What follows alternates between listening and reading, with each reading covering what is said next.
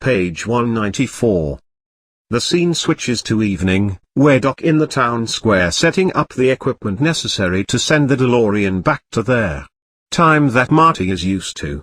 And Gipe, again taking every opportunity to drop in the brand name, explicitly tells us what kind of car Doc drove to the town square. It's a Packard. Be sure to remember this information because it will never ever come up again. Next to it is the DeLorean, covered in another tarpaulin. Doc whistles and looks over his work. A very expensive 500 feet of triple-strength wire from the lightning rod atop the courthouse to the connection he had just made. I guess that big speech Doc made earlier about killing the future president of the United States by buying something that wouldn't otherwise be bought is out the window. Doc turns to Marty and tells him he's going to miss him when he's gone. You know, Marty, I'm going to be very sad to see you go. You've really made a difference in my life. You've given me something to shoot for.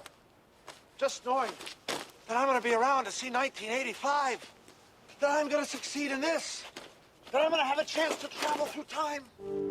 It's going to be really hard waiting 30 years before I can talk to you about everything that's happened in the past few days. I'm really going to miss you, Marty. And I guess that big bit where Doc shouldn't know too much about his own future is out the window too.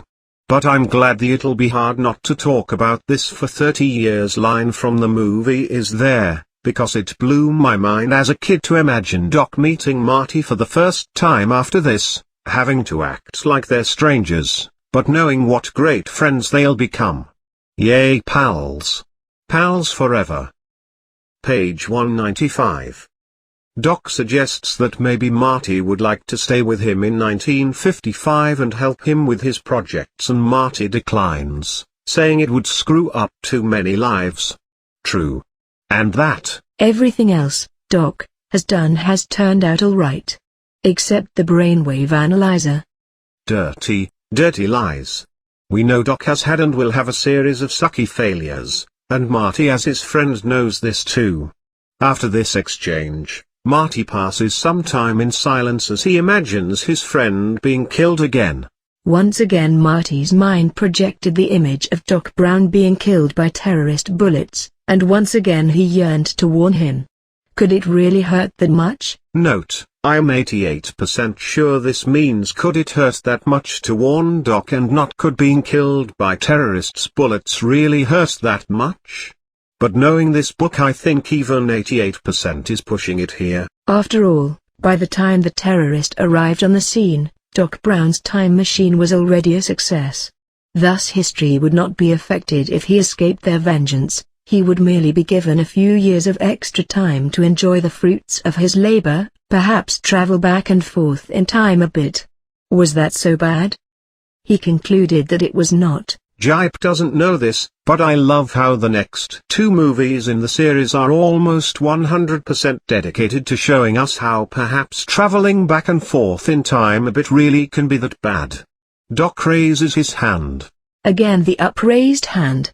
The book says, giving that sentence a paragraph all its own, and delivers to Marty another speech about the dangers of knowing too much about your own future. And while some authors will say show, don't tell is the secret to emotionally engaging storytelling, there's got to be something said for the telling, not showing school of robot-like efficiency.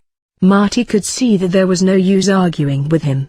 Nevertheless, the desire was still in him to convey the warning. Error, Fleshlings behave illogically. Page status, complete. Pags 196 to 197. Marty decides he's gonna warn Doc anyway and leaves with the not at all suspicious line of, "Listen, I'm gonna go get a candy bar." And yep, you know it, Gipe lets us know what brand name of candy bar Marty purchases, an Almond Joy. Not to mention that Marty was way concerned about his sugar and caloric intake just a few days ago.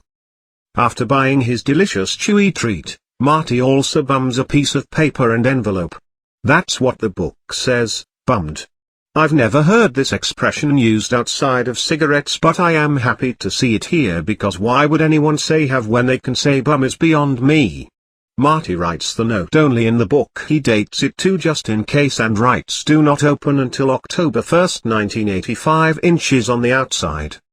Then, leaving the cafe, Marty sees a cop taking an interest in what Doc is doing. That's all we need now, is some meddling flatfoot. Marty says, speaking and punctuating himself exactly as an 80s teen never would in a million billion trillion zillion years. But Marty decides to let Doc handle the cop while he continues on his errand of mercy. He puts the note inside Doc's trench coat, then thinks, wait, what if he never checks it? Maybe he should put it in the glove compartment? Then, Marty, standing very close to the cop and Doc and trying not to get noticed, says the following out loud. No, he said. Stop trying to outthink fate. If he gets it, he gets it. If he's not meant to, he won't find it no matter what you do. Doc and the cop ignore this because it ruins the plot if they heard it, but man, would it kill Marty to think some things instead of saying everything out loud? Anyway, the cop asks him if Doc's got a permit for the equipment like in the movie, only it takes longer because we have a long digression between the two characters about whether or not what's under the tarpaulin is a car and if it's parked illegally or not. In the movie version, Doc says in response to the cop asking if he has a permit, Of course I do. Just a second. Let me see if I can find it here. which always seemed like a weird note to end the scene on. Turns out it is a weird note to end the scene on, because in the book it continues. Reaching into his pocket, Doc took out his wallet and withdrew a $50 bill. A permit straight from Washington, he added. Ha ha ha man, this is awesome. I'm gonna use that line next time I'm bribing an American police officer.